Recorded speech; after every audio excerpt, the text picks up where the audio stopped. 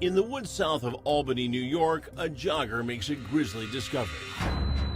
You know, it was pretty gruesome. The smell of death overpowering the sweet scent of maple trees, and right there, underneath the fallen branches, It was a very shallow grave. and in that shallow grave, the decomposing remains of a woman. As police begin their investigation, they discover a shocking clue. Is this mystery murder victim somehow linked to the suspicious death of another woman in a house fire? There was no smoke in her lungs, which would tell you right away that, you know, she was passed away before the fire. Two strangers now bonded in blood. Cops wonder, are they victims of a possible serial killer in the making? There are other missing girls that haven't been found yet. It was out of character for 23-year-old Shelby Countermine to just up and disappear. Her mother, Lori, was worried. Who knows? You know, I don't know what goes through the mind of a 23-year-old. She's my daughter.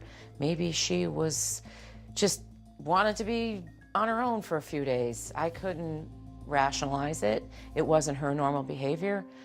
Shelby was a doe-eyed looking beautiful woman with distinctive tattoos. Oh, there's so much I want to tell you about Shelby. She was a free spirit. She had a strong sense of self. She was artistic. She had her own sense of fashion and beauty. And she was beautiful from the moment she was born. She was an angel. But even angels can sometimes fall into the clutches of the devil. The devil named heroin. Lori says she learned only too late that Shelby had a problem. She experimented, and then it became something that she couldn't stop. She was never able to inject herself. You know, there was other people that would do it for her. But after Shelby suddenly goes mysteriously missing, investigators soon learn her habit had also led her down an even darker path. She had to engage in, you know, some pretty sad activities to support that addiction. It was obviously a dangerous lifestyle. But Shelby already had a steady boyfriend, who Lori says was aware of her drug habit. When she did use the drugs, it just was a mood changer in a way that just made her more even-keeled, and it made her not feel sick. Lori says at first she thought Shelby disappeared because she needed some space. Literally those first few days, I thought she was probably mad. She had an argument with her father. She was mad at me. And when she didn't come for Christmas, then we knew that something was absolutely wrong. With tears in her eyes, Lori sadly recalls the last time she saw her daughter. I gave her $20. I watched her leave. She walked down our front sidewalk. It was a little flurry night, and she got into her boyfriend's car and she left. That was the last time I saw her. Was it possible Shelby simply left on her own to escape her own demons? She was last seen in nearby Schenectady. I would call every cell phone number that I had on file for her. My family, my parents put an article in the paper pleading for her. She was out there to please come home. I thought maybe for a brief moment, maybe she was pregnant and she didn't want us to know. A long winter turns into spring, and there's still no sign of Shelby. When her birthday came and she didn't come, which is April 27th, at that point, we were pretty hopeless. Her father called me on Mother's Day to say, I hope you hear from Shelby today, and I waited all day. And I just had this feeling, and they found her just a few days later. That was Lori's unforgettable day. The day a body was found in a shallow grave in the woods near the Hudson River in Coymans, south of Albany. Coymans police investigator Jason Albert takes us back to the crime scene in the dead of winter. The 3 trees that's very significant. It could be another way of marking exactly where she was so that, you know, if he was to come back. He says a jogger running on the trail discovered the remains. He jogs there almost every day. Apparently for, you know, some time he said he was smelling an odor. He stated that the odor was, you know, really strong that day. It was, you know, getting worse, so he was kind of curious to see what it was and ventured into the woods a little bit and discovered the body.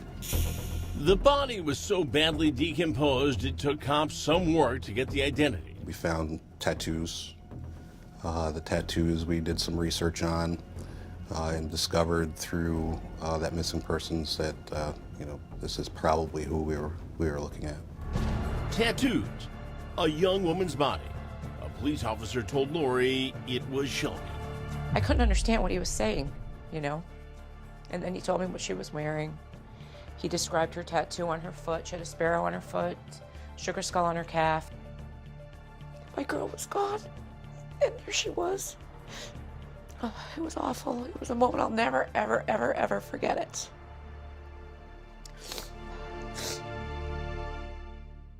Lori says the family hired a private investigator who traced Shelby's last movements.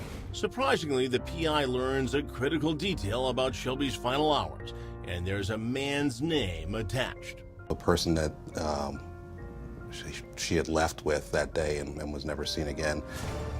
Shelby's dad quickly calls the man believed to be the last person to see his daughter alive. He had said to him, you know, please tell me where my daughter is. If you can help me out, please give me any type of anything. And he had said to Shelby's father, sir, I realize that I was the last person to see her alive, but I don't know where she is. They didn't know the last name, but they knew the first name as being Ed. Ed, Edward Mero, a man cops are about to learn saw Shelby on a regular basis. A monster murdered Shelby Countermine and buried her body on Water Department property near the Hudson River.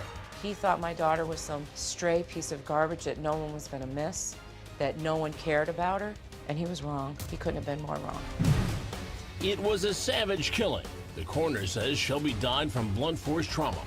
This is, you know, a horrible event. This is somebody's daughter. This is somebody's, you know, sister. This is somebody's niece. I could care less of, you know, what she may have been up to. She didn't deserve that at all. Just the thought of the sheer violence Shelby suffered fills her mother, Lori, with untold grief. He buried her, and he hid her from us. She had excessive trauma to her face. Her nose was broke. Both of her jaws were broke.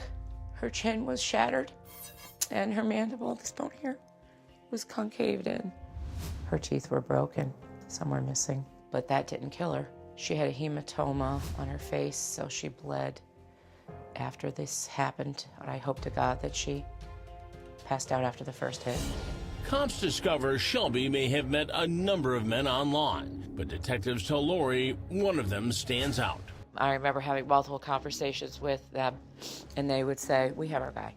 They knew that it was him. It was just a matter of making sure that every T was crossed and every I was dotted. Obviously, we would look at the last person to have seen her alive, and that's how we got to Edward Mero. Edward Mero, 6'8", 400 pounds. I was mortified at his size. It scared me. I just thought she didn't have a chance. Mero works in the sewers for the Water Department in Albany, New York. You heard right.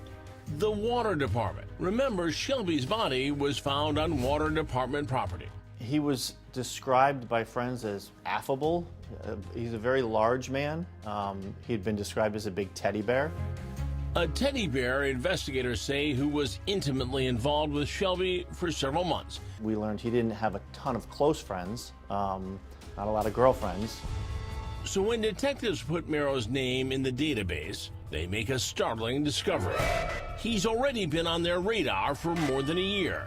We learned that there was a previous incident involving Edward Mero that we needed to take a closer look at. That incident was a horrific fire at his house in Albany.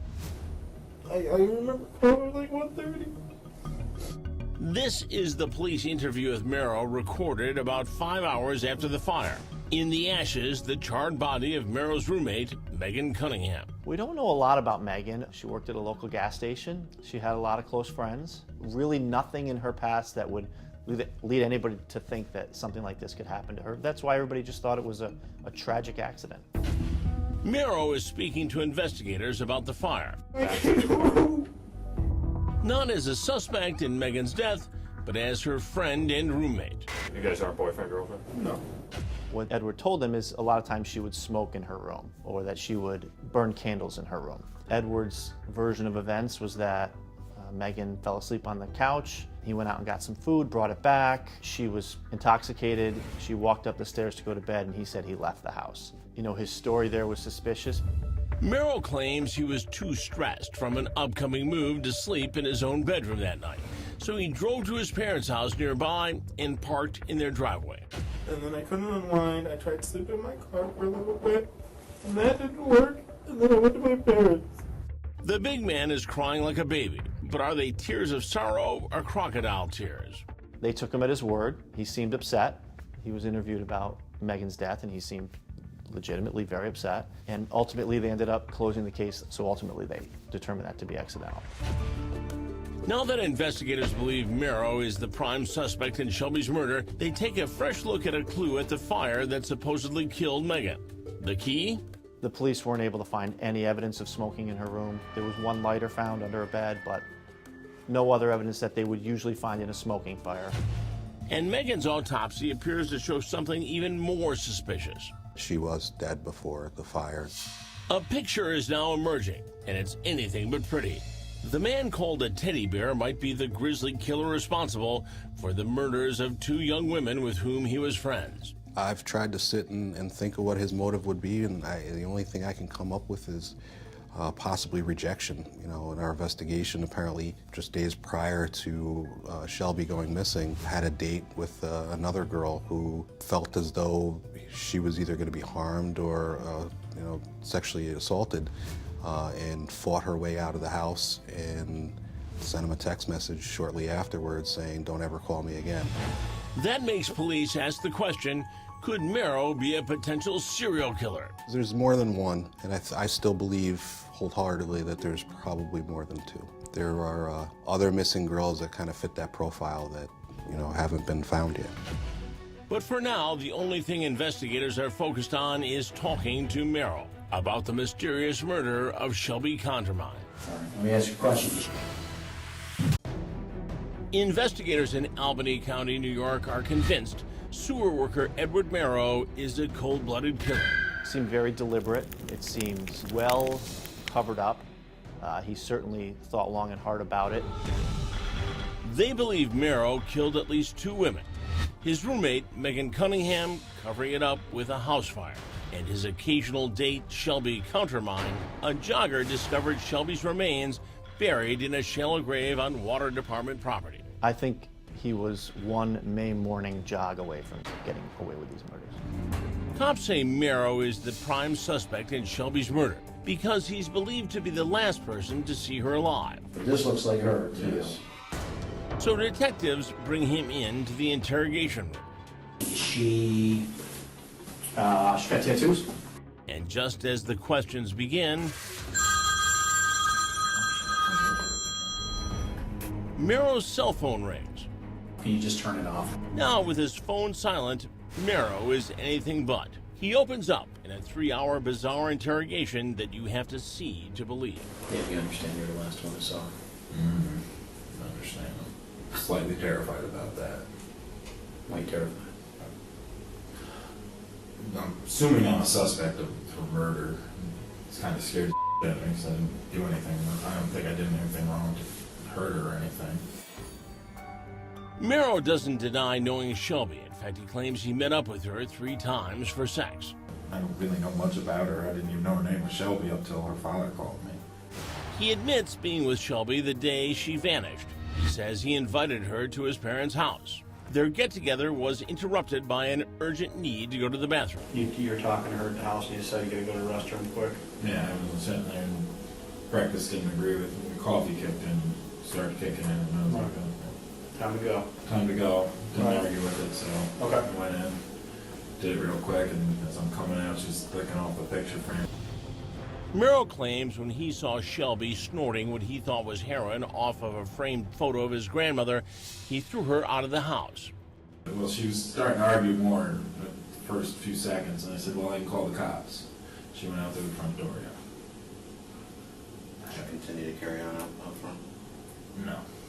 She just started stomping down the front walk, and I shut both doors and locked it. So she walked out and you deadbolted it, right? Yep. And after that, I haven't seen her since. Pretty sure I didn't kill her. She was alive when she left my house.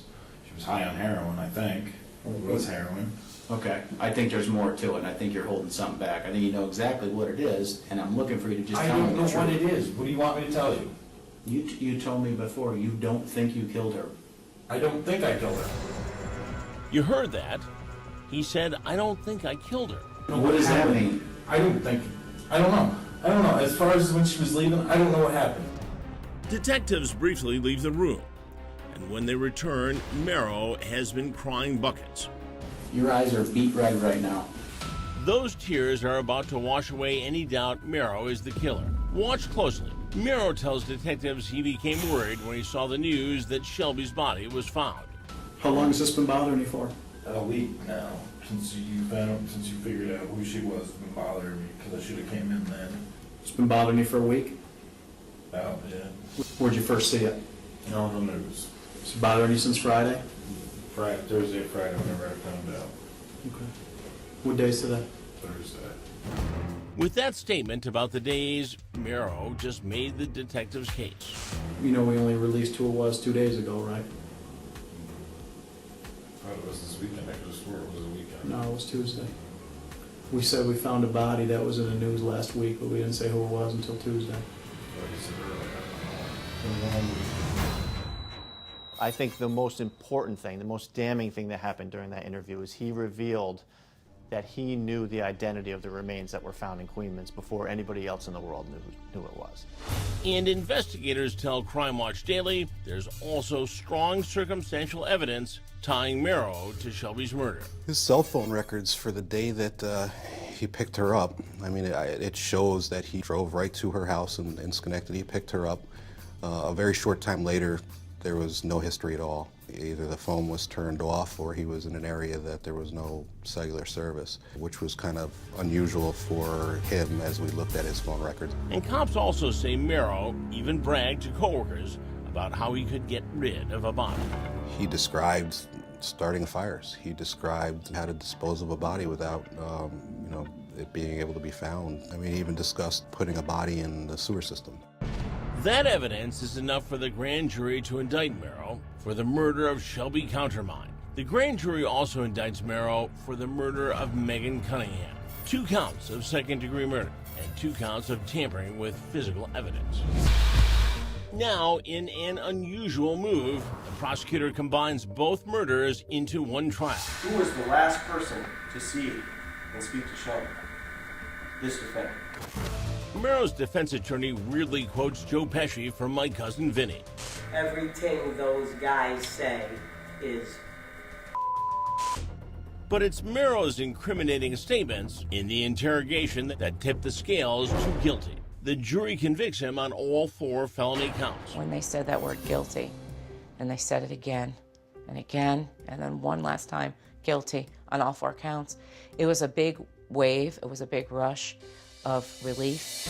At the sentencing, Mero, now wearing the yellow jumpsuit of a convicted killer, listens to Lori's victim impact statement. No parent should have their child taken away in such a senseless manner by a monster with apparently no remorse. A predator, a deviant killer who preyed on young, vulnerable women for his own depraved gratification. I was able to make eye contact with him once during my impact statement. I looked up and he looked right at me, just briefly. It was enough. I just thought, maybe there's a tiny molecule of humanity inside this man, and he'll look at me and maybe he'll see Shelby and he'll just want to say, I'm sorry. But then, in a dramatic moment, Mero stands up and professes his innocence. I'd like to apologize for the families that lost their daughters, but I didn't do it, Your Honor. That's all I have to say. I really wanted to start screaming. I couldn't believe that he did that. I couldn't believe that one moment, it just was another chance for him to just slap us down. Just another chance to slap everybody in that room across the face and say, guess what, I don't care, I'm not giving up. I didn't do it. But the jury says he did do it. Mero's sentence, 50 years to life. And in a sad way, it's also a life sentence for Shelby's mom, Lori. I wouldn't have been able to take my daughter's remains and put them back into the ground. Oh, no way. So we had her cremated and we brought her home. And she's there still. I wish that I could switch places with her so that she wouldn't have had any pain. I'm sorry that I couldn't help her. I'm sorry that I wasn't able to save her.